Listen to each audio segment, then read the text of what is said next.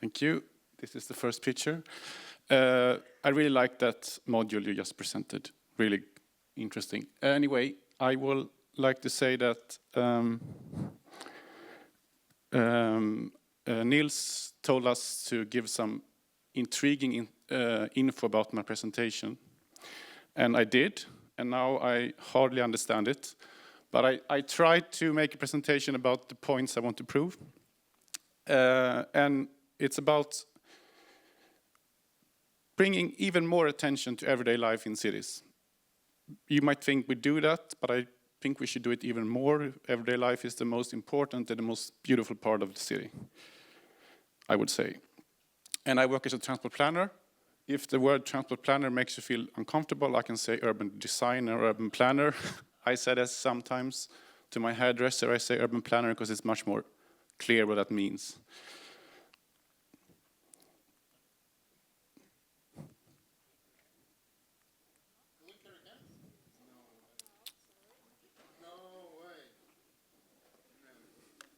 Okay, I'm a bit more nervous now. Ja jūs esat skatījis, jūsu rokām viss skatās 400 cilvēku, kas būs. Jā, viss strādā, viss labi. Yeah, I work at WSP. We are a global company working with everything you take for granted. I took away some pictures of motorways and exchanged them with public transport. Because me and my colleagues, we work a lot with public transport, walking, cycling, urban planning, and the interconnections in between. And I like to start with this. Maybe you all heard of the 15-minute city. It's become a huge buzzword. It's used in planning and research a lot recent years. And like any buzzword in planning, you get a bit like, okay, it's interesting, but what are the problems with this kind of buzzwords when they get big? And I would say that this buzzword and other buzzwords, they lack a bit of understanding of people's everyday life and their activities in the city and the limits people have in cities for doing what they want to do in everyday life. So we have other buzzwords that have been popular in recent years: temporary urbanism, place activation, place making, the attractive city, of course. And they are, of course, they bring a lot of value to cities, for pedestrians, for instance. But is there something problematic about these urban design trends? And I would say, I would like to pose that it is. And I think they would need some more understanding of everyday life issues, as I said before. And this is one of the texts I sent to Nils. I hardly understand it, as I said. So I will try to talk about this. How can we avoid and break down these, what I call false dichotomies between transport and urban life? And what if we uplifted the habitual, mundane, and seemingly boring activities, like commuting or waiting, as much as the fun and happy and construed? That's been the kind of the focus of these kind of trends that I talked about just before.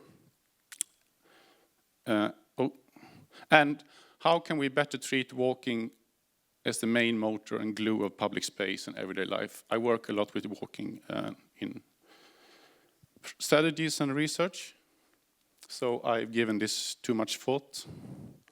And the first problem, I think we have a lot of these opposites in planning. Sometimes they're useful, sometimes not. Sometimes they're constructed and we need to break them down. But if we understand them, I think we can have a use in breaking them down. So transport and city life are sometimes seen as opposites. Utilitarian trips are sometimes seen as something else than leisure trips. They are sometimes the same trip. Transport planning and urban planning, of course, it can be a lot of tension between the two professions. And there's also kind of a tension between habitual and spontaneous trips and activities in cities. And I will also say that traveling and arriving is sometimes seen as very strict things. Like now I have traveled, now I have arrived, now I do what I want. That's modernist thinking, but I think it still lingers on. And also in space, in streets, we see this division of transport spaces and urban activity or urban city life spaces. And if we make them a bit more joined together, I think we can create better streets and make everyday life easier for those living in cities and regions. And I think that we can also construct and put rings in between that connect them. And I would say, like, paying attention to these small activities going on in cities, like waiting for the bus. Don't put a bad public transport stop somewhere that people have to wait in boredom. And also the utilitarian trips and leisure trips are sometimes the same as I said before. And so that was my first point, that bringing them together, creating new between border circles to make better places and better planning.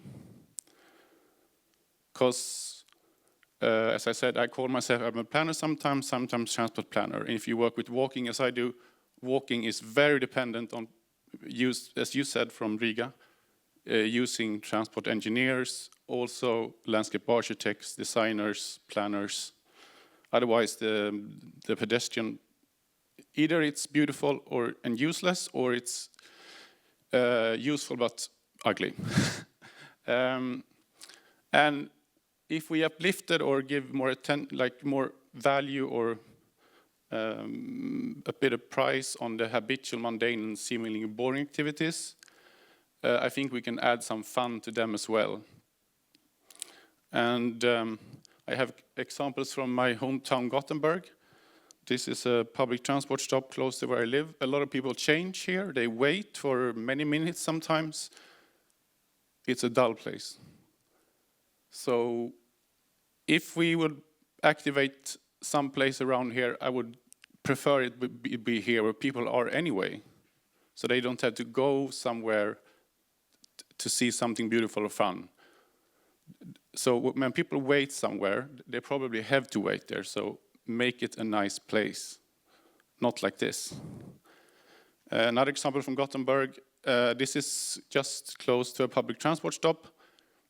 A much nicer place to wait. This was redone for like a summer square in the center for people to use the space more than it was parking before. But it also, I would say, this closeness to the public transport stop had made the wait for public transport much nicer, and you can do more things while waiting as well. So we shouldn't take everyday life for granted in cities. It's not something just we produce. We can also use it as a tool. If people are somewhere where they have to be, don't throw it to waste. So if you talk to a public transport planner and they want to stop somewhere, please make sure it should be a nice place. Maybe even like a circle there, the dotted circle is where people have to wait. Maybe they have even a chance to do something else while waiting. And going back to the 15-minute city, Jan Gehl was mentioned before, maybe even more times than that. That life happens between buildings, but life also very much happens between stations, between buses, between the everyday trip, the work and daycare. So the 15-minute paradigm should, I think, shift from focusing from what can you reach from the home to what can you reach from your kid's school, what can you reach from work, what can you reach from the stop that you use every day. And I think that would make the 15-minute method, or whatever you call it, a bit more useful. And the last question, how can we better treat walking as the main motor and the glue of public space in everyday life? These are not all the answers, but I have a few suggestions. Pedestrians are not walking to specific places or squares to create city life. they are the city life. If people are going somewhere, plan as if they would contribute to city life when they do it, not just when they have arrived and will like to play or eat or sit. And public transport and walking are like pancake and jam. They need each other very much. We should make people walk, cycle, and use public transport more, of course, we all know that. But also, if people are walking or something else, look at what they're doing and support that behavior. And a strategy or a concept should be developed where you mix like movement, mobility, speed, rhythm, sitting, waiting, standing, and all things in between to join mobility planning and transport planning with urban design, I would say. I did not make this up totally. I just wanted to show some inspirations and also my thesis that there are a lot of good things happening in research about this, and like a 50-minute paradigm is just beginning. A lot of interesting concepts and criticism are coming out as well. So, thank you very much.